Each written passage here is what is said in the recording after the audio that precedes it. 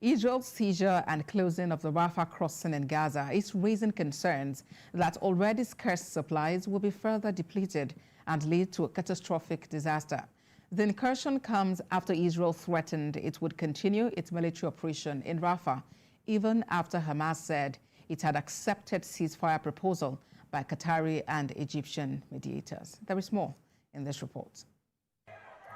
IDF forces led by Division 162 began a targeted activity to defeat terrorist targets of the terrorist organization Hamas in East Rafah. The participation of the Operational Control Force activity on the Rafah crossing on the Gaza side.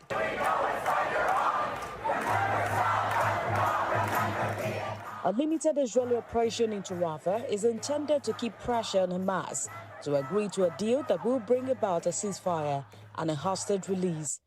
Hamas on Monday says it accepts a proposal for a truce in the 7-month-old war in Gaza, as Israel renewed an order for Palestinians in Rafah to evacuate ahead of a long-threatened invasion of the city. State Department spokesperson Matthew Miller has reacted to Hamas' decision to accept a ceasefire. I can confirm that Hamas has issued a response. We are reviewing that response now and discussing it with our partners in the region. As you know, Director Burns is in the region working on this in real time.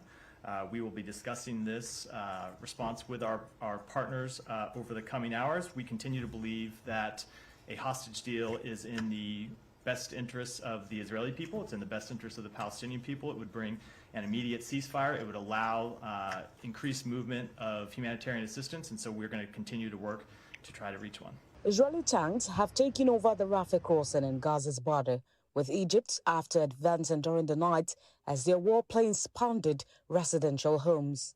The incursion comes after Israel says it will continue its military operation in Rafah, even after Hamas says it accepted a Gaza ceasefire proposal put forward by Qatari and Egyptian mediators.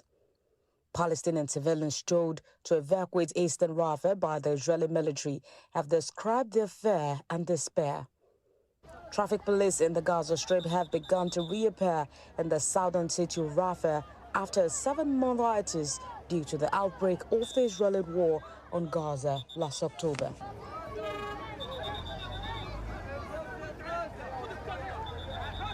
Meanwhile, in the U.S., this is the moment pro-Palestinian protesters broke through the barricades. The university says one person jumped the fence and caused the surge. The White House has said the U.S. remains opposed to an Israeli ground invasion of Rafah, and the protesting students need to be protected. What happens next is purely the decision of the MIT administration. We are here to show our support for student encampments and to demand that universities listen to their students' demands. UNRWA Director of Planning also speaks about the situation in Rafah. He says it is one filled with fear. We'd all been fearing for several months. The people of Rafah, the 1.4 million people living here, now appears to have started. The respite that we were hoping for has faded, and people really are fearing the worst. I'm in the western part of Rafah right now, which is where the UNRWA operations are. We're hosting the humanitarian community here in the middle of a refugee camp. At least 34,789 Palestinians have been killed and 78,204 wounded in Israeli attacks on Gaza since October 7. The ministry added that 54 people were killed and 96 injured in the latest 24-hour reporting period. Kulifalo joins me now from Indianapolis in the United States to discuss hopes for Palestinians as they move in despair. Thank you for joining us on World Now. Well, the Rafah crossing has been a major route for supply of humanitarian aid to displaced Palestinians in Gaza.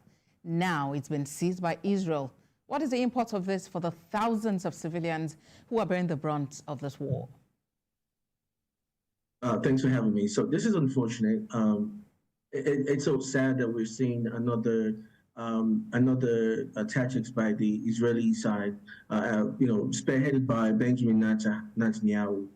There seem not to be, as a matter of fact, there seem to be hell-bent on, taking over the entire, Gaza. A lot of international outcry has been going on, and unfortunately, we're seeing that the Israeli side they were operating according to reports now. They're operating under the assumption that the Hamas would not accept any deal, and that will give them more of the ability and the justification to go in and go through the ground invasion that they wanted to carry out in Rafah. However, this is unfortunate this is an unfortunate news, not only for the people of Gaza, but for the entire countries that are invested and vested in a bid to kind of solve this situation and find a lasting solution to this war. I mean, it's good that we're seeing that negotiations are still ongoing, but there's still a lot that needs to be done. Indeed. And talking about solutions to the war, Hamas, has announced its acceptance of the ceasefire proposal put together by Qatar and Egypt. And we hear Israel says the deal actually falls short of its demands. What next in the quest for peace? Question. So it's still ongoing. Negotiations and diplomatic conversations still ongoing.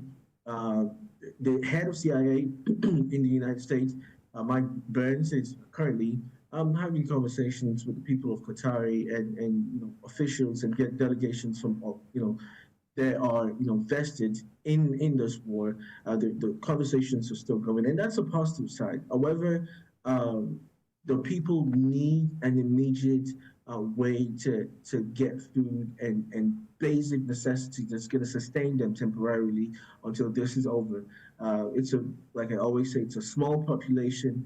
They are the ones that are the casualties of this war between Israeli and their masses, and most importantly, we need to always remember that this war primarily is not against the people of Gaza.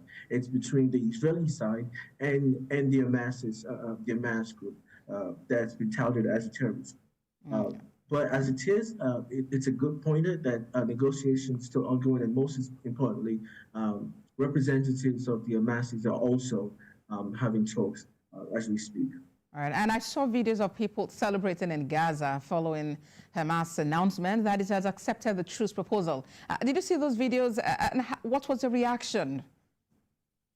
For clarity, it was more the truce was supposed to be a temporary truce, or the agreement was supposed to be a temporary truce to, first of all, have an exchange of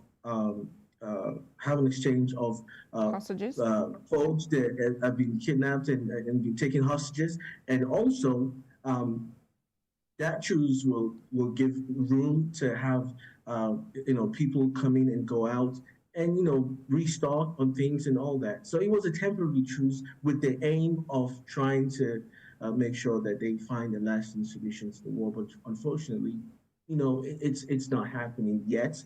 But all hope is not lost. But then again, if you look at the news and look at the jubilations all over different places, it tells you that it's a testament that people are not comfortable with the war. They don't want a fight. People are tired. They're disheartened. People are dying constantly, women and children most especially. And people are just tired. And just a flicker of hope would make a lot of difference. And Mr. Fallow, there's a school of thought that believes some countries and governments are actually feeding off this war. Do you share same sentiments? Yes. Unfortunately, it's the way of the world. So there are unfortunately, some companies. They primarily deal with sales and supplies of arms and ammunitions, and they're also vested in stocks and exchanges, and most especially the stocks. So for armory and weaponry and things like that, they seem to be a lot of uptake in the sales and supply, of their ammunitions and weaponry, and that way they're directly benefiting from the destruction in Gaza, and not just only Gaza, destructions in Russia and Ukraine and other places that's prone to war right now. So it's an unfortunate incident. but it's a way of the world. But most especially, we're now seeing that a lot of people are starting to boycott those companies that are still operating and seem to be directly or indirectly benefiting from the spoils of the war so far. So a lot of consumers, especially here in America, a lot of consumers are coming up and identifying those companies and boycotting them. And, very quickly, if you could just speak to, the protests that we've been seeing in campuses, across, especially in the United States, and with the White House saying these protesters actually need to be protected. Yes, most definitely. It's every right for them they have every right in the books to hear their grievances and talk about what's been happening, because they're very aware of what's going on. We see social media, we see how people are, affected by this war. Gaza is just 2 billion people that's been constantly bombarded by the Israeli military operation, which has arguably one of the best military and weaponry ammunitions of the world. They've got those supplies, and they've spent a lot of resources just stocking up piles and ammunition. So just going in and most especially the level of casualties over in Gaza, especially small children, little children, and aged folks and women, it's really not a fair fight. Yeah. And what Israeli team has not been able to do is to kind of differentiate and kind of separate the Hamas folks and the ordinary civilians in Gaza. So the bombardment has been killing a lot of innocent civilians, and people could not just take it any longer. Colonel Fallow, thank you very much for sharing your perspective with us on the world now. Thank you. Absolutely. Thanks for having me.